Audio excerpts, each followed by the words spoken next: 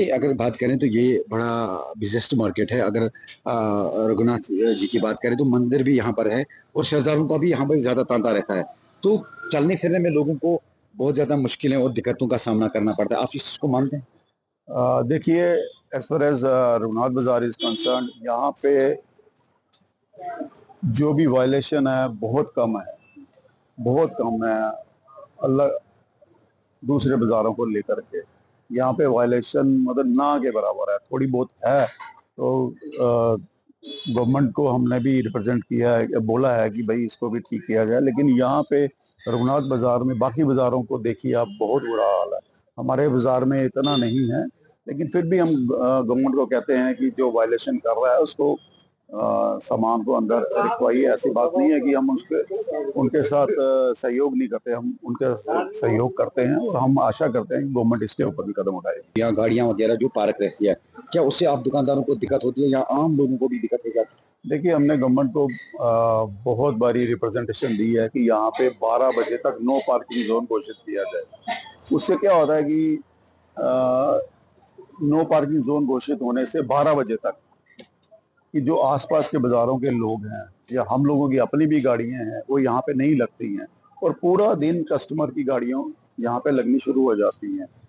तो 2-3 बार इन्होंने इम्प्लीमेंट भी किया, वही 8-10 दिन इम्प्लीमेंट होता है, उसके बाद कुछ नहीं है।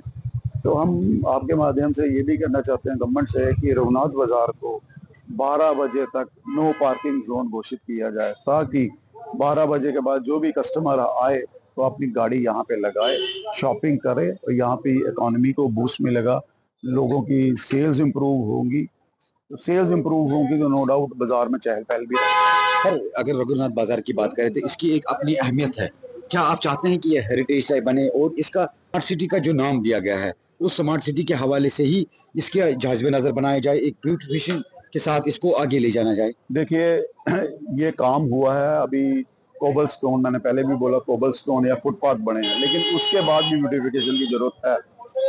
सिर्फ यही ब्यूटिफिकेशन नहीं हो जाती है कि कोबल स्टोन डाल दिया या फुटपाथ को बना दिया, नहीं, और भी ब्यूटिफिकेशन की बहुत जरूरी है, इल्यूमिनेशन की जरूरत है।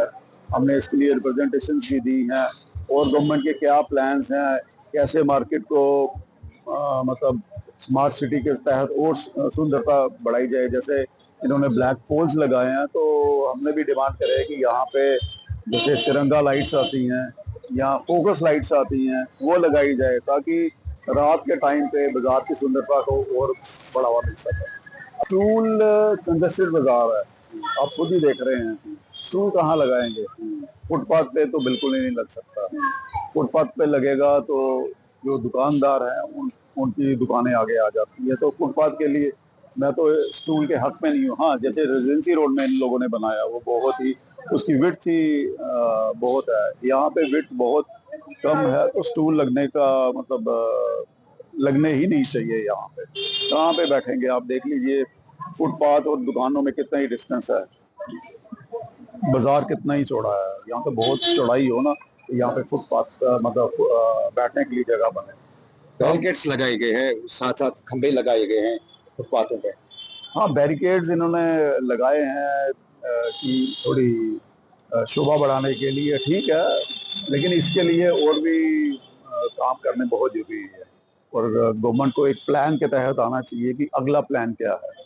जैसे पुराने ऑर्नामेंटल पोल्स लगे हुए हैं, इतने गंदे हैं, 15-16 साल पुराने हैं, तो हमने गवर्नमेंट को बोला भी है कि इसको साफ सफाई, इसका रख रखाव करने के लिए कोई एजेंसी हायर कीजिए। ये आपके सामने ही है, ये वाले जो पोल्स हैं तो काफी पुराने हैं, कोई एजेंसी गवर्नमेंट को हायर करनी चाहिए। देखो, कोई चीज बनती है तो उसकी मेंटेनेंस के लिए तो कोई एजेंसी हायर करनी पड़ेगी गवर्नमेंट को, तो नहीं तो जैसे ये इनके ऑर्नामेंटल पोल्स का हाल हुआ है, ऐसे बाजार का भी यही हाल हो जाएगा।